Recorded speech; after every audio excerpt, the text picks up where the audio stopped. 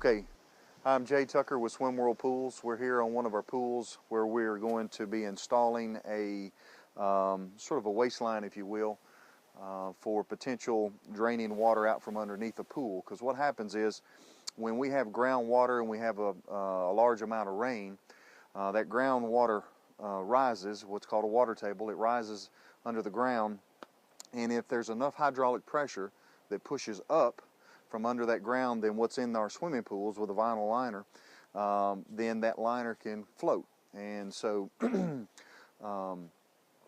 it doesn't hurt anything. It's not anything that's structural.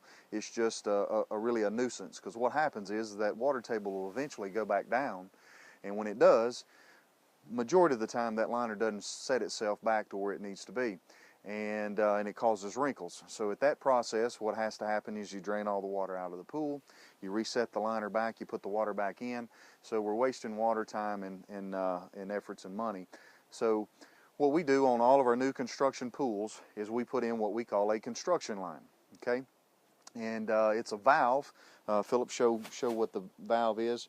Right here, this is our main line coming into the pump, and we label it construction line. And so what that is that's on the suction side of the pump. And what that is we have a line that's up underneath the pool. It's a manifold that's under the bottom of the pool.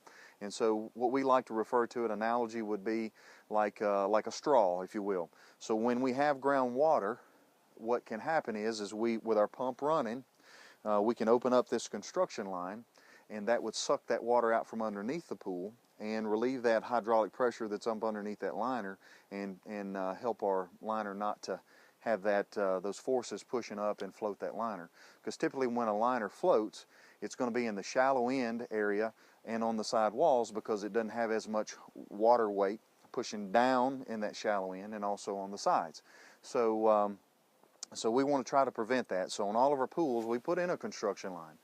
Now, when the pool is running and everything is working properly, and we have some torrential rains and have some potential water, groundwater issues, then it's no problem with our construction line, opening it up, and we would open up our waste line here on the back of the pool, and the water would come in from under the pool and go back out into the yard. But a dilemma that we have, especially when our pools are closed and we've had some of these torrential rains in the beginning of the spring before a pool is opened up,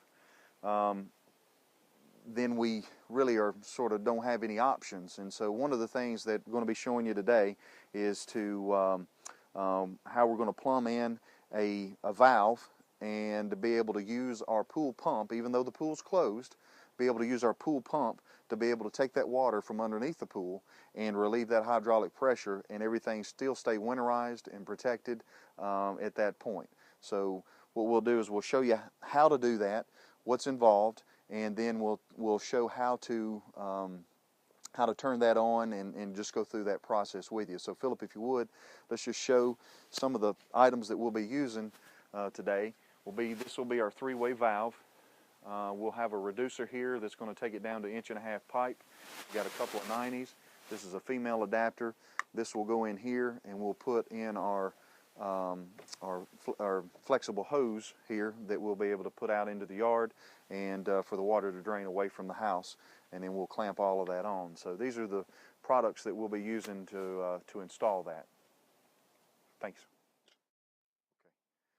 All right, so we're back, and we've got all of our plumbing in, and just wanted to show you sort of what that looks like. Now, on all of our pools, we paint the plumbing black. So Philip, if you'll show what our equipment area looks like. And we've intentionally not painted this yet, so you can sort of see what all we did and where we plumbed it in at, and what we had originally. We'll paint this back, obviously, black to match up with everything, but just to show you. So again, what we have is this is our regular suction coming in from the skimmers. We've got 2 skimmers here, no drains, because we want our pools to be 100% entrapment free. So we've got our 2 skimmers here. Actually a total of 3, but they're tied together here. This is this construction line that's up underneath the pool, and it's coming in here. And if you notice this valve, everything, this offsetting has got this port closed here, so no water can go back in towards the pool, because we've winterized it, we've closed it. And so we don't want that water going back into the pool area because we don't want to have any freeze damage. But we do have this open here, and it's ready to go. So when we're ready, when we want to, we can turn this pump on, and this water would suck in here. Can't go this way, it's got to go this way. Coming in through our pump, and then you notice this valve here. Again, it's a little bit of a different valve. It's closed and open. So this side's open, this side's open, and this is closed. This is not where we want it. What we want it to do is we're going to turn it here to closed. Now this water coming in that we're sucking up from the pool is going to come here. It's closed, can't go this way. It's got to go down this way. So you can see it's going to travel here, go out, and then at this point we would unroll that vinyl hose out into the yard, and we would open it up to allow that water to flow freely into the yard and relieve that pressure on the up underneath the pool liner like we talked about previously. And so this is clamped here, and that could be taken out. You could put extend the pipe on out if you wanted to, but we have the flexible vinyl hose there. Now, a couple of things. When we winterize a pool and we close it, what we have is that we take out these plugs. You typically have one in the front of this pot, and then you're going to have one that's on the side where the pump is. And so those would be taken out. Now, all of the water is out of there. Here, there's no water in there to be frozen, and so, but we have taken the water out, and we put the plugs back in. So it's ready to go if we feel a need that we need to take any water out from underneath the pool while the pool is winterized and closed. Then what we would do is we would prime the pump. What that would consist of is taking the lid off. Okay, we would put water into this, priming it. Make sure your O-ring's on there. Tighten our lid back. At that point, we'd go over and turn on we're not going to do it right now.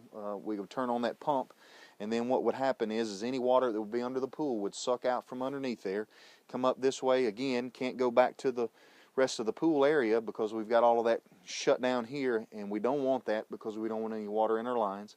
It forces out here into the yard, relieves that pressure, takes care of the issue when the pool is closed.